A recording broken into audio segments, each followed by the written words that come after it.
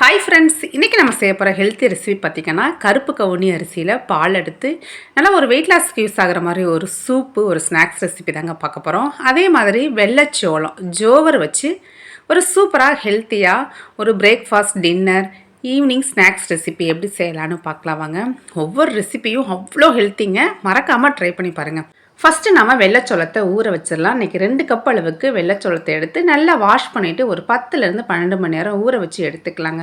ஊற வச்ச வெள்ளைச்சோளத்தை நல்லா தண்ணியெல்லாம் இந்த மாதிரி வடித்து எடுத்துக்கலாம். இதை ஒரு துணிக்கு மாற்றி நல்லா காய வச்சிடலாங்க. நீங்கள் முடிஞ்சிச்சுன்னா வெயிலில் கூட வச்சு நல்லா காய வச்சுருங்க. நல்லா காஞ்சி வந்தால் மட்டும்தான் நமக்கு வெள்ளைச்சோளம் அரைப்படுங்க. நீங்கள் ரொம்ப அதிகமான குவான்டிட்டியில் செய்கிறீங்க அப்படின்னா நம்ம மிஷினில் கூட கொடுத்து அரைச்சி எடுத்துக்கலாம். இந்த ஒரு மாவை மட்டும் நம்ம ரெடி பண்ணி வச்சிடணுங்க. இப்போ நம்ம மிக்சியில் சேர்த்து நல்லா ஃபைனாக அரைச்சிக்கிறேங்க. முடிஞ்ச அளவுக்கு ஃபைனாக அரைச்சிருங்க. இந்த ஒரு மாவை நம்ம செஞ்சு ரெடி பண்ணி வச்சுட்டோம் அப்படின்னா நம்ம ஒவ்வொரு ரெசிபியையும் ஒரு 10 நிமிஷத்தில் செஞ்சிடலாம். நம்ம ரெடி பண்ண மாவுலேருந்து ஒரு 3/4 கப்பு எடுத்துக்கிறேன். இப்போ இது கூட நல்லா துருவுன கேரட் எடுத்து சேர்த்துக்கிறேங்க. அதே மாதிரி நான் முட்டைக்கோசையும் இந்த மாதிரி பொடியாக துருவி எடுத்துக்கிறேன். அதையும் இந்த மாவு கூட சேர்த்துக்கலாம். நல்ல ஒரு கை நிறைய முருங்கைக்கீரை சேர்த்துக்கிறேங்க. கண்டிப்பாக இந்த ரெசிபிக்கு முருங்கைக்கீரை சேருங்க, டேஸ்ட்டு வேறு லெவலில் இருக்குங்க. இது கூட தேவையான அளவு உப்பு, 1/2 ஸ்பூன் அளவுக்கு ஜீரகம் சேர்த்துக்கலாம். உப்பையும் ஆட் பண்ணி இது கூட பைண்டிங்காக ஒரு 1/4 கப்பு அளவுக்கு கோதுமை மாவு சேர்த்துக்கிறேன். கொஞ்சமாக பெருங்காயத்தூள் ஆட் பண்ணிக்கலாம். கோதுமை மாவு கண்டிப்பாக சேருங்க. கோதுமை மாவு சேர்க்காமல் செஞ்சோம் அப்படின்னா நமக்கு திருப்பி எடுக்கிறதெல்லாம் கஷ்டமாயிரும். இப்போ இது கூட கொஞ்சம் கொஞ்சமாக தண்ணி சேர்த்து ஒரு அடை மாவு கன்சிஸ்டன்சிக்கு நாம் இதை பிசைஞ்சு எடுத்துக்கலாங்க. இந்த மாதிரி கையில் எடுத்து தட்டுற கன்சிஸ்டன்சிக்கு இதை நாம் பிசைஞ்சு எடுத்துக்கலாம். இப்போ ஒரு சூடான தோசைக்கல்லில் நம்ம எடுத்து வச்சுருக்க மாவை சேர்த்து இந்த மாதிரி ஒரு திக்கான அடையாக நாம் தட்டி எடுத்துக்கலாங்க. நல்லா கைகளை வச்சு இந்த மாதிரி தட்டி எடுத்துக்கலாம். உங்களுக்கு கைகளை தட்ட கொஞ்சம் கஷ்டமாக இருக்குது அப்படின்னா ஒரு ஈரமான துணியில் தட்டி கூட நம்ம டைரெக்டாக தோசைக்கல்லில் சேர்த்துக்கலாம். இப்போ தேவையான அளவு எண்ணெய் ஊற்றி நல்லா 2 சைடும் நல்லா மீடியம் ஃப்ளேமில் வச்சு பொறுமையாக குக் பண்ணி எடுத்துக்கலாங்க. இந்த வெள்ளைச்சோள அடை பார்த்திங்கன்னா நல்ல வாசனையாக இருக்குங்க, டேஸ்ட்டும் சூப்பராக இருக்கும். இப்போ அதே மாவுலேயே கொஞ்சமாக தண்ணி சேர்த்து இந்த மாதிரி எடுத்து ஊற்றுற கன்சிஸ்டன்சிக்கு நாம் கரைச்சி எடுத்துக்கலாம். அந்த அடை பார்த்திங்கன்னா கொஞ்சம் கடித்து சாப்பிட்ற மாதிரி இருக்கும். இதுக்கு நல்லா வயசானவங்கள்லாம் நல்லா பிச்சு சாப்பிட்ற, குழந்தைங்கள்லாம் பிச்சு சாப்பிட்ற கன்சிஸ்டன்சிக்கு இந்த தோசை இருக்குங்க. ரெண்டுமே ஒரே டேஸ்ட்டில் தான் இருக்கும், ஆனால் டேஸ்ட்டு வேறு லெவலில் இருக்குங்க. உங்களுக்கு பிடிச்ச ஒரு சட்னி இல்லை சுகரு எது வேணாலும் வச்சு சாப்பிட்லாங்க. வெள்ளைச்சோளத்தில் நார்ச்சத்து ரொம்ப ரொம்ப அதிகங்க. கான்ஸ்டிபேஷன் ப்ராப்ளம் இருக்கிறவங்க கண்டிப்பாக வெள்ளைச்சோளத்தை அடிக்கடி சேர்த்துக்கங்க. வெயிட் லாஸுக்கு ரொம்ப ரொம்ப நல்லதுங்க வெள்ளைச்சோளம். கண்டிப்பாக இந்த ரெசிப்பியை நீங்களும் ட்ரை பண்ணி பாருங்கள். இப்போ இதே வெள்ளைச்சோள மாவை வச்சு நம்ம ஒரு சூப்பரான கிட்ஸ்லாம் லைக் பண்ணுற மாதிரி ஒரு ஸ்நாக்ஸ் ரெசிபி எப்படி செய்யலான்னு பார்க்கலாம் வாங்க. இதுக்கு ஒரு மீடியம் சைஸில் ஒரு வாழைப்பழம் எடுத்துக்கலாம். வாழைப்பழத்தை நல்லா தான் இந்த மாதிரி ஒரு ஃபோர்க் வச்சு நல்லா ஃபைனாக மசிச்சு எடுத்துக்கலாங்க. இப்போ இந்த பனானா கூட நம்ம இறச்சி வச்ச மாவுலேருந்து ஒரு 1/2 கப்பு அளவுக்கு சேர்த்துக்கிறேன். இது கூடயே ஒரு 1/4 கப் அளவுக்கு பைண்டிங்காக கோதுமை மாவு சேர்த்துக்கலாம். இப்போ நான் இன்றைக்கி வெல்லம் சேர்த்துக்கிறேன். வெல்லத்தை ஆல்ரெடி நான் கரைச்சி வச்சுருக்கேன். வெல்லத்தை ரொம்ப கண்ணியாக கரைச்சிடாதீங்க, ஓரளவுக்கு கெட்டியாக கரைச்சி அதையும் சேர்த்து நல்லா கலந்து விட்டுலாங்க. இது கூட காய்ச்சி ஆற வச்ச பால் கொஞ்சமாக சேர்த்துக்கிறேன். ஒரு 1/4 டம்ளர் அளவுக்கு சேர்த்துக்கலாம். அதையும் சேர்த்து நல்லா கலந்து விட்டுடலாங்க. இதை நம்ம ஒரு பேன்கேக் மாதிரி தான் செஞ்சு எடுக்க போகிறோம். இந்த மாதிரி எடுத்து ஊற்றுற கன்சிஸ்டன்சிக்கு இதை நம்ம கலந்து எடுத்துக்கலாம். இது கூட வாசனைக்காக ஒரு ஏலக்காயை தட்டி சேர்த்துக்கிறேன். கொஞ்சமாக தேங்காய் துருவல் சேர்த்துக்கலங்க. இந்த மாதிரி தேங்காய் துருவல்லாம் சேர்க்கும்போது இதோட டேஸ்ட்டே இன்னும் கொஞ்சம் எக்ஸ்ட்ரா இருக்கும். நீங்கள் உங்களுக்கு வேணாட்டி நீங்கள் தேங்காய் துருவல்லாம் ஸ்கிப் பண்ணிக்கலாம். இப்போ ஒரு சூடான தோசைக்கல்ல இந்த மாதிரி குட்டி குட்டி பேன் கேக்காக நாம் ஊற்றி எடுத்துக்கலாங்க. இப்போ இது கூட நான் நெய் சேர்த்துக்கிறேன். நான் இந்த மாதிரி ஹோம்மேட் நெய் தான் இன்றைக்கி சேர்த்துருக்கேன். நெய் சேர்த்து அடுப்பை ஸ்லோ ஃப்ளேம்லேயே வச்சுருங்க. வெள்ளைச்சோள மாவு சேர்த்துருக்கும் போது சீக்கிரமாகவே இது கலர் சேஞ்ச் ஆகிடும். நல்லா ஸ்லோ ஃப்ளேமில் வச்சு நல்லா தேவையான அளவு நெய் விட்டு 2 சைடும் வேக வச்சு எடுத்தோன்னா இந்த டேஸ்டியான ஹெல்த்தி ஸ்நாக்ஸ் ரெடிங்க. ஈவினிங் ஸ்கூல் விட்டு வர குழந்தைங்களுக்கு இந்த மாதிரி ட்ரை பண்ணி கொடுத்து பாருங்கள், கண்டிப்பாக வேணான்னு சொல்ல மாட்டாங்க. இது கூட கொஞ்சம் டேஸ்ட்டுக்காக ஹனி சேர்த்துக்கலாம். நம்ம ஃபஸ்ட்டே வெல்லத்தை கொஞ்சம் கம்மியாக சேர்த்துட்டு இந்த மாதிரி ஹனி சேர்த்து செஞ்சு கொடுக்கும்போது டேஸ்ட்டு அட்டகாசமாக இருக்குங்க. மறக்காமல் ட்ரை பண்ணி பாருங்கள். இப்போ இதே மாவு வச்சு ரொம்ப ஒரு ஹெல்த்தியான ஒரு பிரேக்ஃபாஸ்ட் ரெசிபி எப்படின்னு பார்த்துடலாம். ஒரு 2 கப் அளவுக்கு தண்ணி சேர்த்து தண்ணி நல்லா கொதி வந்ததுக்கப்புறம் ஒரு 3/4 கப் அளவுக்கு மாவை இந்த மாதிரி கொஞ்சம் கொஞ்சமாக சேர்த்து கைவிடாமல் கலந்து விட்டுலாங்க. ஒரேடியாக கொட்டிடாதீங்க, அப்படியே கட்டி கட்டியாக ஆகிரும். கொஞ்சம் கொஞ்சமாக சேர்த்து இந்த மாதிரி கைவிடாமல் கலந்துகிட்டே இருந்தோம் அப்படின்னா கொஞ்சம் நேரத்துலேயே நல்லா இந்தளவு கெட்டியாகி வந்துடும். அடுப்பை இதுக்கப்புறம் ஸ்லோ ஃப்ளேமில் வச்சுருங்க. ஸ்லோ ஃப்ளேமில் வச்சு நல்லா கைவிடாமல் கலந்தோன்னா ஒரு 5 to 6 மினிட்ஸ்லேயே நல்லா இந்த வெள்ளைச்சோளம் வெந்து இந்த கன்சிஸ்டன்சிக்கு வந்ததுக்கப்புறம் நம்ம இறக்கிடலாங்க. இப்போ இதை நம்ம அப்படியே சூடாக சர்வ் பண்ணிக்கலாங்க. நமக்கு பிடிச்ச ஏதாவது ஒரு பழைய குழம்பு, ஊறுகாய் ஏதாவது வச்சு சாப்பிட்டோம் அப்படின்னா நல்ல ஃபில்லிங்காக இருக்குங்க. சுட சுட சாப்பிட்டு பாருங்கள், டேஸ்ட் வேறு லெவலில் இருக்கும். இதையே நாம் எடுத்து குடிக்கிற மாதிரி செய்யலான்னு பார்க்கலாம். இப்போ கொஞ்சமாக தயிர் எடுத்துக்கிறேன். ஒரு 2 குழிக்கரண்டி எவ்வளோ தயிர் எடுத்துக்கலாம். இது கூட நல்லா நிறைய தண்ணி விட்டு இது நல்லா நீர்க்க ஒரு மோர் மாதிரி கலந்து எடுத்துக்கலாங்க.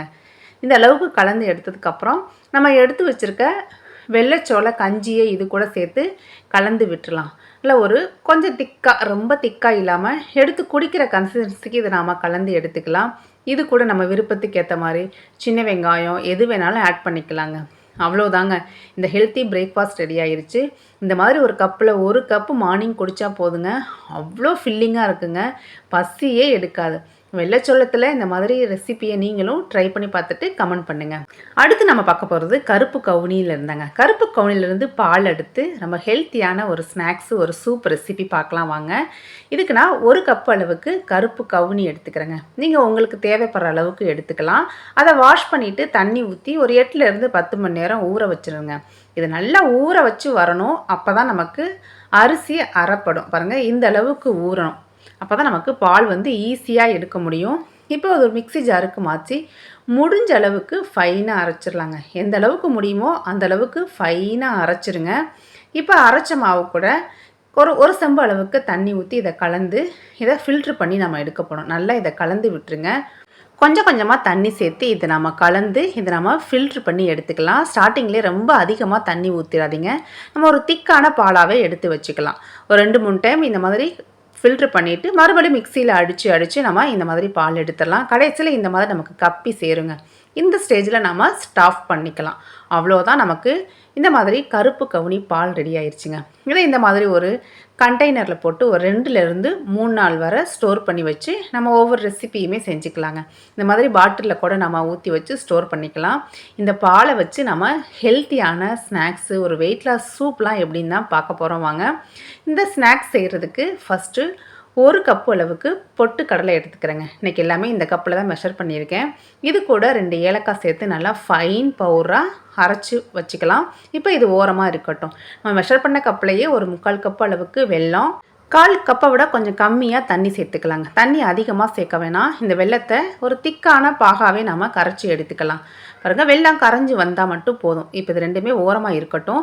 இப்போ ஒரு அடிக்கனமான பேனில் நம்ம எடுத்து வச்சுருக்க பாலில் இருந்து 1/2 கப்பு அளவுக்கு சேர்த்துக்கிறேங்க. நம்ம எல்லாமே ஒரே கப்புலேயே மெஷர் பண்ணிக்கலாம். 1/2 கப்பு அளவுக்கு வெல்லம் சேர்த்து அடுப்பை மீடியம் ஃப்ளேமில் வச்சு நல்லா கைவிடாமல் இந்த மாதிரி கலந்து விட்டுலாங்க.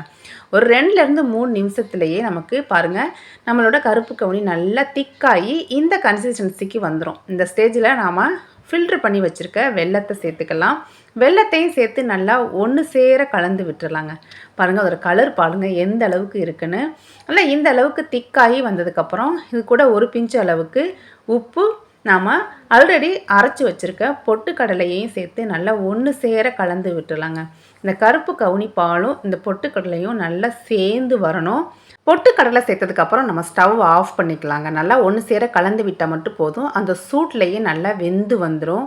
இப்போ இந்த அளவு கலந்ததுக்கப்புறம் இது கூட ஒரு 1/4 மூடி தேங்காய் துருவல் சேர்த்துக்கிறேன். தேங்காய் துருவலையும் சேர்த்து ஒன்று சேர கலந்து விட்டுடலாங்க. இப்போ இந்த ஸ்டேஜில் ஒரு 2 ஸ்பூன் அளவுக்கு நெய்யில் நான் கொஞ்சமாக முந்திரியை நல்லா வறுத்துட்டு அதையும் சேர்த்துக்கிறேன். இந்த ஸ்டெப்பு ஆப்ஷனல் தான்.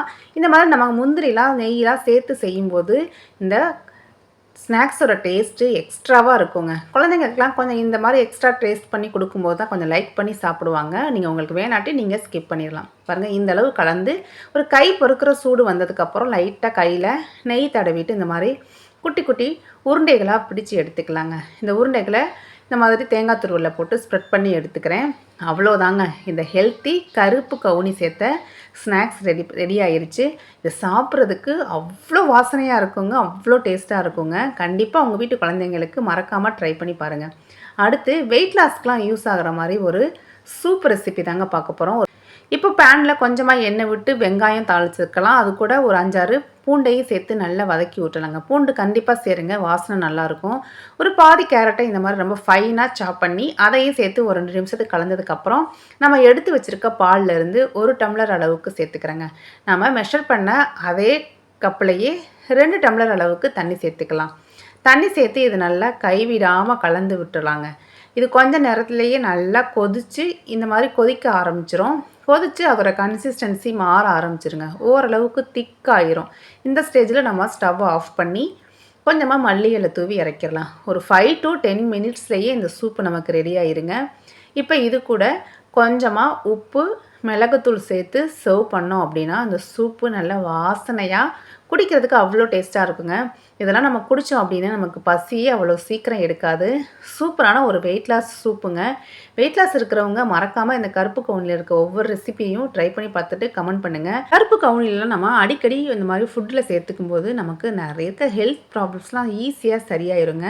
கண்டிப்பாக நீங்களும் இந்த ரெசிபி எல்லாமே ட்ரை பண்ணி பாருங்கள். இந்த வீடியோ யூஸ்ஃபுல்லாக இருந்தால் மறக்காமல் ஒரு லைக், ஷேர் கொடுங்க ஃப்ரெண்ட்ஸ். தேங்க்ஸ் ஃபார் வாட்சிங்.